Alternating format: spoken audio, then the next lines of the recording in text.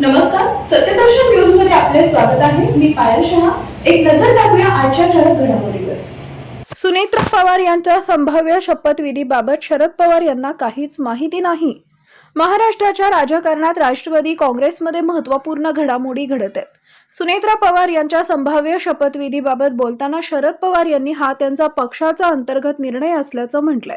या संदर्भात आज दुपारी 2 वाजता राष्ट्रवादी काँग्रेस विधिमंडळाची बैठक आयोजित करण्यात आली आहे. या बैठकीत सुनील तटकरे यांना गटनेतेपद मिळणार असल्याची माहिती समोर येते.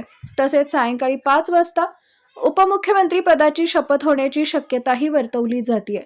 मुंबईत राजकीय वर्तुळात या घडामोडीनंतर चर्चा सुरू असून काही जणांनी निर्णय घेण्याच्या घाईबद्दल प्रश्नचिन्ह उपस्थित केले.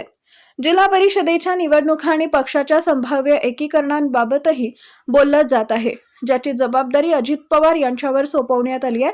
हे सर्व पक्षाचे अंतर्गत निर्णय असून त्यावर भाष्य करणार नसल्याचंही नमूद करण्यात आलंय.